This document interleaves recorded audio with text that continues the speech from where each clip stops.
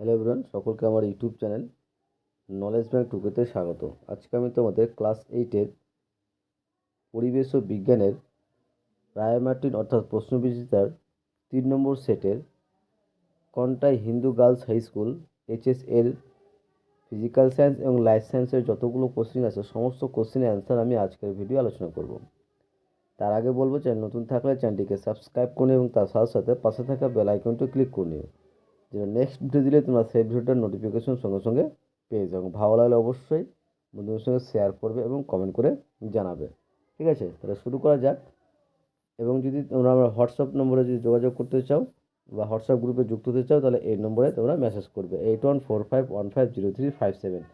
কোনো কোশ্চেন থাকলে জীবনবিজ্ঞান, ম্যাথামেটিক্স, ইতিহাস, ভূগোল থেকে কোনো কোশ্চেন থাকলে তোমরা এই নম্বরে আমাকে মেসেজ করবে, তাহলে সেই কোশ্চেনের অ্যান্সারটা আমি তাকে দেওয়ার চেষ্টা করব। ওকে, তাহলে প্রথম কোশ্চেন দেখো, বলেছে যে এসআইতে আধান মাপার একক। এসআইতে আধান মাপার একক অ্যান্সার হবে অপশন সি, অর্থাৎ কুলম্ব। এসআইতে আধান মাপার একক হচ্ছে কুলম্ব। নেক্সট কোশ্চেন দেখো, যদি বায়ুতে কোনো বস্তুর ওজন W1 ও তরলের নিয়োজিত তরল তার উপর ক্রিয়াশীল প্রবণতা যদি W2 হয়, তাহলে প্রদত্ত কোনটি ভাষণের শর্ত? এখানে অ্যান্সার হবে অপশন বি, W1 = W2, তাদের দুটো সমান হবে। ঠিক আছে। নেক্সট কোশ্চিন, যে ঠান্ডা জলের সঙ্গে প্রদত্ত কোন ধাতুটির বিক্রিয়া আগুন লেগে যায়? ঠান্ডা জলের সঙ্গে প্রদত্ত কোন ধাতুটির বিক্রিয়া আগুন লেগে যায়? অ্যান্সার হবে অপশন ডি, Na, অর্থাৎ সোডিয়াম। ঠিক আছে, তো ঠান্ডা জলের সঙ্গে প্রদত্ত কোন ধাতুটির বিক্রিয়া আগুন লেগে যায়, সেটা হচ্ছে সোডিয়াম, অপশন ডি। নেক্সট, যে ক্লোরিন 3517 ও ক্লোরিন 3717 এরা হলো পরস্পরের। অ্যান্সার হবে অপশন বি, আইসোটোপ। কেন? কারণ এদের পরমাণুর ক্রমাঙ্ক অর্থাৎ প্রোটন সংখ্যা সেম। ঠিক আছে, নিচের দুটোই দেখো 17 আছে, পরমাণুর সংখ্যা বা প্রোটন সংখ্যা সেম আছে, তার জন্য এটা পরস্পরে কি হবে? আইসোটোপ হবে। নেক্সট 2 নম্বর বলেছে, এক কথায় উত্তর দাও যে জি কে সর্বজনীন মহাকর্ষ ধ্রুবক বলা হয় কেন? আর অথবা দিয়ে কোশ্চিন আছে, জি কে বস্তুর ভর নিরপেক্ষ বলা হয় কেন?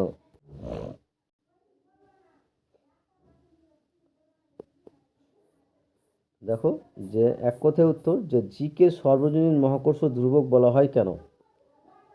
যে জি এর মান মহাবিশ্বের যে কোনো স্থানে বস্তুর প্রকৃতি, আকার বা মধ্যবর্তী মাধ্যমের ওপর নির্ভর করে না, এটি সবসময় একই থাকে, তাই একে সর্বজনীন মহাকর্ষ ধ্রুবক বলা হয়। তাহলে জি কে সর্বজনীন মহাকর্ষ ধ্রুবক বলা হয় কারণ জি এর মান মহাবিশ্বের যে কোনো স্থানে বস্তুর প্রকৃতি, আকার বা মধ্যবর্তী মাধ্যমের উপর নির্ভর করে না, এটি সবসময় একই থাকে। এই কারণে জি কে আমরা সর্বজনীন মহাকর্ষ ধ্রুবক বলি। নেক্সট, অথবা দিয়ে কোশ্চিন দেখো, বলেছে জি কে বস্তুর ভর নিরপেক্ষ বলা হয় কেন? জি কে বস্তুর ভর নিরপেক্ষ বলা হয় কেন? যে কারণ অবাধে পতনশীল বস্তুর ত্বরণ বস্তুর ভরের উপর নির্ভর করে না। আর নিউটনের সূত্র অনুযায়ী G=GM/r², যেখানে m হচ্ছে পৃথিবীর ভর, এখানে বস্তুর ভরের কোনো ভূমিকা নেই, তাই সব বস্তু একই হারে নিচে পড়ে। এই কারণে জি এর বস্তুর ভর নিরপেক্ষ, এই কারণে জি এর বস্তুর ভরকে নিরপেক্ষ বলা হয়। নেক্সট কোশ্চিন, যে শূন্যস্থান পূরণ করো। 2 নম্বর কোশ্চিন বলেছে শূন্যস্থান পূরণ করো, যে কোনো তরলের প্রবাহের দিক নির্ভর করে তরলের ড্যাশের ওপর। অ্যান্সার হবে উচ্চতা বা মুক্ত তলের চাপের ওপর। ঠিক আছে, উচ্চতা বা মুক্ত তলের চাপের ওপর নির্ভর করে। নেক্সট, সত্য অথবা মিথ্যা লেখো। CCl4 একটি সমযোজী যৌগ, এটা অ্যান্সারটা কী হবে? সত্য হবে। CCl4 একটা কী বলতো? একটি সমযোজী যৌগ, এটা সত্য হবে। নেক্সট 4 নম্বর কোশ্চেন বলেছে যে গ্রাফাইট তাপ ও বিদ্যুতের সুপরিবাহী। গ্রাফাইট তাপ ও বিদ্যুতের সুপরিবাহী, দুটি ক্ষেত্রে এর ব্যবহারিক প্রয়োগ লেখো। ঠিক আছে, এর অ্যান্সার হবে 1 নম্বর, এখানে লিখেছি আমি, যে 1 নম্বর হবে যে যে পেন্সিলের শীষ তৈরিতে ব্যবহৃত হয়, পেন্সিলের শীষ তৈরিতে ব্যবহৃত হয়। আর 2 নম্বর হচ্ছে তড়িৎ বিশ্লেষণ প্রক্রিয়ায় তড়িৎদ্বার হিসেবে ব্যবহৃত হয়, তড়িৎ বিশ্লেষণ প্রক্রিয়ায় তড়িৎদ্বার হিসেবে ব্যবহৃত হয়। ঠিক আছে, তারপরে নেক্সট কোশ্চেন আছে, যে লোহার গুঁড়ো ও ফেরাস সালফাইডের গুঁড়োর সঙ্গে পৃথকভাবে লঘু H2SO4 বিক্রিয়া ঘটনা হলে কি পার্থক্য দেখা যাবে? যে লোহার গুঁড়োর সঙ্গে H2SO4 দিলে এবং ফেরাস সালফাইডের সঙ্গে H2SO4 দিলে তাদের মধ্যে কীরকম কী পার্থক্যটা হবে সেটা আমাদেরকে চেয়েছে। ঠিক আছে, তো অ্যান্সারটা নিচে লিখেছি দেখো, যে লোহার গুঁড়ো ও ফেরাস সালফাইডের গুঁড়োর সঙ্গে পৃথকভাবে লঘু H2SO4 বিক্রিয়া ঘটনা হলে কি পার্থক্য দেখা যাবে?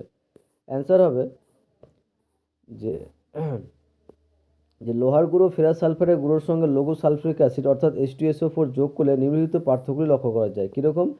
যে লোহার গুঁড়োর সঙ্গে আমরা যদি H2SO4 বিক্রিয়া করি, কি যে লোহার গুঁড়োর সঙ্গে যদি লঘু H2SO4 যোগ করলে বর্ণহীন ও গন্ধহীন হাইড্রোজেন গ্যাস উৎপন্ন হয়।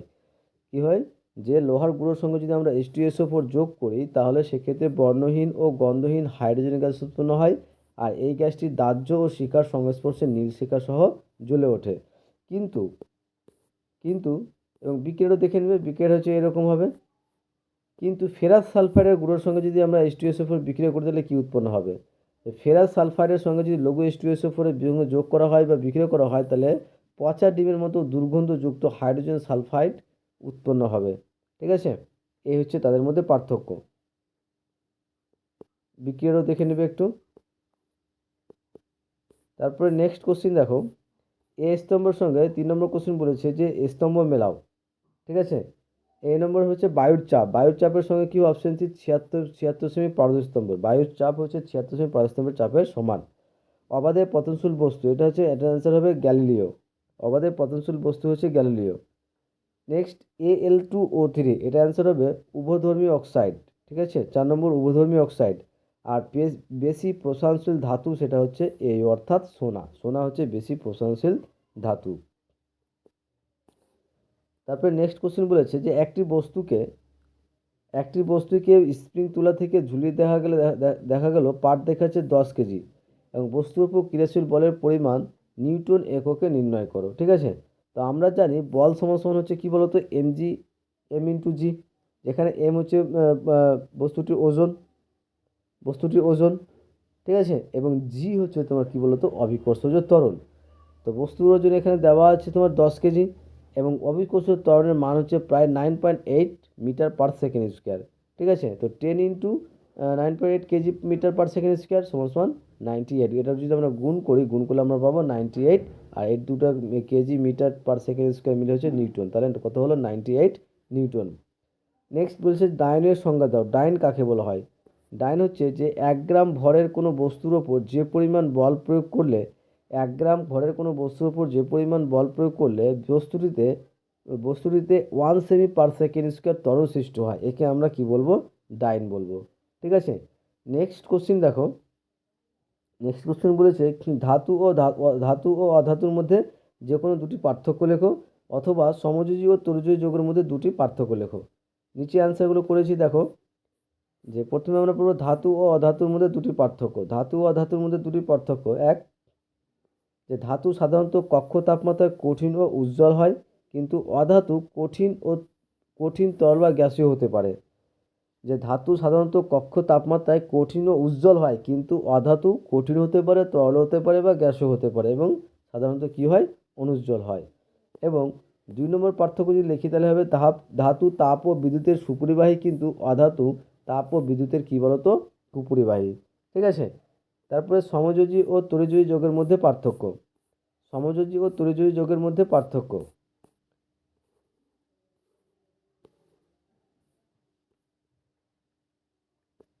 সমযোজী যৌগ দেখো, এই যৌগগুলি অণু দিয়ে গঠিত হয়, কিন্তু এই যৌগগুলি ক্যাটায়ন ও অ্যানায়ন দিয়ে গঠিত হয়। সমযোজী যৌগের গলনাঙ্ক ও স্ফুটনাঙ্ক সাধারণত কম হয়। সমযোজী যৌগের গলনাঙ্ক ও স্ফুটনাঙ্ক সাধারণত কম হয়, কিন্তু তড়িযোজী যৌগের গলনাঙ্ক ও স্ফুটনাঙ্ক সাধারণত অনেক বেশি হয়। আর 3 নম্বর, যে এরা সাধারণত অর্থাৎ সমযোজী সাধারণত তড়িৎ পরিবহন করে না, কিন্তু তড়িযোজী গলিত বা জলে দ্রবীভূত অবস্থায় এরা তড়িৎ পরিবহন করে। এই গেল হচ্ছে সমযোজী এবং তড়িযোজীর মধ্যে পার্থক্য। ঠিক আছে, তারপরে নেক্সট 4 নম্বর কোশ্চিন। 4 দাগের কোশ্চিন বলেছে, কি বলেছে এবং 4 দাগের কোশ্চিন অ্যান্সার বলার আগে তোমাদের বলবো, চ্যানেল নতুন থাকলে চ্যানেলটিকে সাবস্ক্রাইব করে নিও এবং তার সাথে সাথে পাশে থাকা বেল আইকনটি ক্লিক করে নিও, যেন পরের ভিডিও দিলে তোমার সেই ভিডিওটা নোটিফিকেশন সঙ্গে সঙ্গে পেয়ে যাও। ভালো লাগলে অবশ্যই বন্ধুদের সঙ্গে শেয়ার করবে এবং কমেন্ট করে জানাবে। 4 দাগের কোশ্চিন বলেছে নিম্নলিখিত প্রশ্নগুলির উত্তর দাও। 1-এর এ বলেছে ঘর্ষণ বলের দুটি বৈশিষ্ট্য, আর একটা অঙ্ক দেওয়া আছে। এই অ্যান্সারগুলো নিচে দেওয়া আছে। ঠিক আছে, যে ঘর্ষণ বলের দুটি বৈশিষ্ট্য: এক, যে ঘর্ষণ বল সর্বদা সংস্পর্শে থাকা তল দুটির আপেক্ষিক গতির বিরুদ্ধে কাজ করে। ঘর্ষণ বল সর্বদা সংস্পর্শে থাকা তল দুটির আপেক্ষিক গতির বিরুদ্ধে কাজ করে। 2 নম্বর যে ঘর্ষণ বল তল দুটির প্রকৃতির ওপর নির্ভর করে। বি নম্বর কোশ্চেন বলছে তরলের ঘনত্ব নির্ণয় করছি। যে আমরা কোশ্চেনটা কী আছে দেখানো একবার। কোশ্চেন দেওয়া আছে এখানে যে হাফ লিটারের একটি তরল ভর্তি বোতলের ভর যদি 1 কেজি হয়, তা তরলের ঘনত্ব সিজিএস এককে নির্ণয় করো। ঠিক আছে। আর এখানে বলে দিয়েছে যে ধরেই ধরে নিতে বলেছে খালি বোতলের ভর হচ্ছে নগণ্য, খুবই নগণ্য। কীভাবে করছি দেখো, যে এখানে তোমার কী দেওয়া আছে, তরলের আয়তন দেওয়া আছে এখানে। ঠিক আছে। তরলের আয়তন দেওয়া আছে যে ভি সমান 1/2 লিটার। আর লিটারকে যদি আমরা সেমি কিউ করি তাহলে কী পাবো, 500 সেমি কিউ পাবো। ঠিক আছে, 500 সেমি কিউ পাবো। কারণ হাফ লিটারকে যদি আমরা 1000 দিয়ে গুণ করি, ঠিক আছে, 1000 দিয়ে গুণ করি তাহলে আমরা কী পাবো, সেমি কিউব পাবো। তাহলে কত হয়, 500 দিয়ে 1000, তাহলে হাফ লিটার সমান হচ্ছে 500 সেমি কিউব। আর তরলের ভর সমান দেওয়া হচ্ছে 1 কেজি। আর কেজিকে গ্রাম করলে কী পাবো, 1000 দিয়ে গুণ, অর্থাৎ 1000 গ্রাম। তাহলে আমরা জানি ঘনত্ব সমান কি, m/v। কারণ ঘনত্বের ফর্মুলা আমরা জানি কি বলতো, m/v। যেখানে m এর মান পেয়েছি কত, 1000, এবং ভি এর মান পেয়েছি 500। তাহলে ভাগ করলে কী পাবো, 2 জি পার সেমি কিউব। এটাই হচ্ছে তোমার ঘনত্ব, এটাই হচ্ছে অ্যান্সার। নেক্সট বলেছে যে চিনির গুঁড়ো ও পরাচুনের শনাক্তকরণ কীভাবে করবে সেটা বের করতে বলেছে। তো অ্যান্সারটা হবে এরকম, যে চিনির গুঁড়ো জলে দ্রবীভূত হয়ে মিষ্টির শরবত তৈরি করবে, কোনো তাপ উৎপন্ন হবে না। একটা চিনির গুঁড়ো যদি জলে গুলে দিই তাহলে সেক্ষেত্রে কী হবে, মিষ্টি উৎপন্ন হবে, শরবত উৎপন্ন হবে, কিন্তু সেখানে তাপ উৎপন্ন হবে কি না, সেখানে তাপ উৎপন্ন হবে না। 2, যে পরাচুনের গুঁড়োর জল দিয়ে হিসিস শব্দে তীব্র বিক্রিয়া ঘটবে এবং প্রচুর তাপ উৎপন্ন হয়ে কলিচুর তৈরি করবে। যদি আমরা পরাচুনের মধ্যে যদি আমরা জল দিয়ে দিই, সেখানে কিন্তু হিসিস প্রচুর শব্দ হবে এবং সে শব্দ করে তারপরে প্রচুর তাপ উৎপন্ন হবে। ঠিক আছে, তাপ উৎপন্ন পর কী হবে, কলিচুর তৈরি হবে। সংকেত বলছে অ্যালুমিনিয়াম সালফেটের সংকেত লেখো। অ্যালুমিনিয়াম সালফেটের সংকেত হবে Al2SO4 তার 3। নেক্সট বিয়ের 2 নম্বর বিকল্প কোশ্চিন অথবা কোশ্চিন বলছে ডাল্টনের পরমাণুবাদের স্বীকার্য বিষয়গুলি লেখো। তো ডাল্টনের পরমাণুবাদের স্বীকার্য বিষয় 1 নম্বর হচ্ছে প্রতিটি মৌলিক পদার্থ অসংখ্য অতি ক্ষুদ্র ও অবিভাজ্য কণা দিয়ে গঠিত, যাদের পরমাণু বলে। 2 নম্বর হচ্ছে একই মৌলের পরমাণুগুলির ভর ও রাসায়নিক ধর্ম কী হবে, অভিন্ন হবে। ঠিক আছে, এইগুলো আমাদের ফিজিক্যাল সায়েন্সের সমস্ত কোশ্চিন অ্যান্সার। এবার আসি আমরা লাইফ সায়েন্সের কোশ্চিনগুলো নিয়ে। আর লাইফ সায়েন্সের কোশ্চেন অ্যান্সারগুলো বলার আগে তোমাদের বলবো, চ্যানেল নতুন থাকলে চ্যানেলটিকে সাবস্ক্রাইব করে এবং তার সাথে সাথে পাশে থাকা বেল আইকনটা ক্লিক করে নিও, যেন নেক্সট ভিডিও দিলে তোমার সেই ভিডিওটার নোটিফিকেশন সঙ্গে সঙ্গে পেয়ে যাও। এবং ভালো লাগলে অবশ্যই বন্ধুদের সঙ্গে শেয়ার করবে এবং কমেন্ট করে জানাবে। তো এখানে ফার্স্ট বলছে যে সঠিক উত্তরটি নির্বাচন করো। ঠিক আছে, সঠিক উত্তরটি নির্বাচন করো। প্রথম কোশ্চেন বলেছে যে অতিরিক্ত অক্সিজেন পরিবহনের জন্য পাখিদের রক্তে থাকে কি, পাখিদের রক্তে থাকে, অ্যান্সার হবে অপশন সি, হিমোগ্লোবিন। ঠিক। 2 নম্বর যে প্রাণীকোষের বিভাজনে অংশগ্রহণ করে, অ্যান্সার হবে অপশন সি, সেন্ট্রোজোম। প্রাণীকোষের বিভাজনে অংশগ্রহণ করে সেটা হচ্ছে সেন্ট্রোজোম। 3 নম্বর দেহের তাপমাত্রা নিয়ন্ত্রণ করে, দেহের তাপমাত্রা নিয়ন্ত্রণ করে কে বলতো, যে দেহের তাপমাত্রা নিয়ন্ত্রণ করে, অ্যান্সার হবে অপশন ডি, স্নায়ুকলা। নেক্সট 2 নম্বর যে নিচের প্রশ্নগুলির উত্তর দাও। প্রথম বলেছে সত্য অথবা মিথ্যা লেখো, সত্য বা মিথ্যা লেখো। চোখের রেটিনায় মৃদু আলোয় দর্শনে সাহায্যকারী কোন কোষ দেখা যায়, এটা অ্যান্সার কী হবে, মিথ্যা হবে, কারণ এটা রড কোষ দেখা যায়। ঠিক আছে। 2 নম্বর শূন্যস্থান পূরণ করো, যে একজন স্বাভাবিক মানুষের দেহকোষের নিউক্লিয়াসের ক্রোমোজোম সংখ্যা, অ্যান্সার হবে 46টি, অর্থাৎ 23 জোড়া বা 46টি, যে কোনো একটা লিখলে হবে। 3 নম্বর এক কথায় উত্তর দাও যে লিউকোপ্লাস্টিকের কাজ কী। লিউকোপ্লাস্টের প্রধান কাজ হলো উদ্ভিদের খাদ্য সঞ্চয় করা, এইগুলো আমাদের 1 নম্বর 2 নম্বর কোশ্চেনের অ্যান্সার। এবার আসছি আমরা 3 দাগের কোশ্চেন বলেছে যে কোনো দুটি আমরা কিন্তু সবটাই করব। ঠিক আছে, নিচে দেওয়া আছে, নিচে করি। যে ফার্স্ট বলছে যে ভাজক কলার অবস্থান ও একটি কাজ লেখো। কি বলেছে, যে ভাজক কলার অবস্থান ও একটি কাজ লেখো। তো অবস্থান হচ্ছে যে উদ্ভিদের বর্ধনশীল অঙ্গ যেমন মূল ও কাণ্ডের অগ্রভাগে, কচি পাতা এবং ভ্রূণমুকুলের ভাজক কলা দেখা যায়। ভাজক কলা কোথায় অবস্থান করে, ভাজক কলা কোথায় দেখা যায়, যে ভাজক কলা উদ্ভিদের বর্ধনশীল অঙ্গ যেমন মূল, কাণ্ডের অগ্রভাগে, কচি পাতা এবং ভ্রূণমুকুলে ভাজক কলা দেখা যায়। এর কাজ কি, ভাজক কলার কাজ হচ্ছে যে এই কলার কোষগুলি ক্রমাগত বিভাজিত হয়ে উদ্ভিদের দৈর্ঘ্য ও প্রস্থের বৃদ্ধি ঘটায়। এই কলার কোষগুলি ক্রমাগত বিভাজিত হয়ে উদ্ভিদের দৈর্ঘ্য ও প্রস্থ বৃদ্ধি ঘটায়। ঠিক আছে। 2 নম্বর কোশ্চেন বলেছে যে ইলেকট্রন অণুবীক্ষণ যন্ত্রের দুটি বৈশিষ্ট্য ও ভূমিকা লেখো। ইলেকট্রন অণুবীক্ষণ যন্ত্রের দুটি বৈশিষ্ট্য ও ভূমিকা। এক বৈশিষ্ট্য কি? 1 নম্বর যে আলোর পরিবর্তে এতে দ্রুতগতি সম্পন্ন ইলেকট্রন কণা ব্যবহার করা হয়। আলোর পরিবর্তে এতে তোমার দ্রুতগতি সম্পন্ন ইলেকট্রন কণা ব্যবহার করা হয়। 2 যে এর বিবর্ধন ক্ষমতা সাধারণ আলোক অণুবীক্ষণ যন্ত্রের চেয়ে অনেক বেশি হয়। এর বিবর্ধন ক্ষমতা সাধারণ আলোক অণুবীক্ষণ যন্ত্রের চেয়ে অনেক বেশি হয়, প্রায় 2 লক্ষ গুণ বা তার থেকেও বেশি। ভূমিকা। 1 যে কোষের অতি ক্ষুদ্র অতি সূক্ষ্ম অঙ্গাণু যেমন রাইবোজোম মাইটোকন্ড্রিয়ার অন্তর্গঠন পর্যবেক্ষণে সাহায্য করে।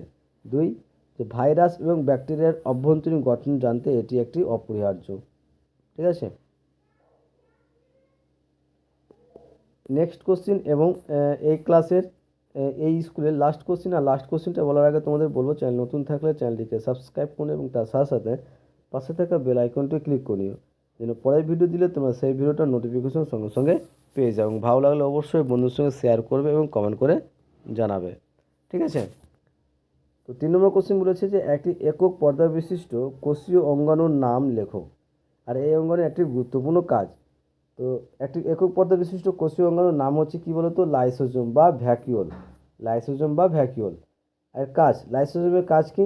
যে এটি কোষীয় পরিপাকে সাহায্য করে এবং কোষের ভিতর প্রবেশ করা ক্ষতিকারক ব্যাকটেরিয়াকে ধ্বংস করে কোষকে রক্ষা করে। এই গেল আমাদের 3 নম্বর সেটের পরিবেশ ও বিজ্ঞানের ক্লাস 8-এর রায় মার্টিন অর্থাৎ প্রশ্নবিচিত্রার কোশ্চিন অ্যান্সার। ঠিক আছে। আশা করছি তোমাদের ভিডিওটা ভালো লেগেছে। ওকে, থ্যাংক ইউ ভিডিওটা দেখার জন্য।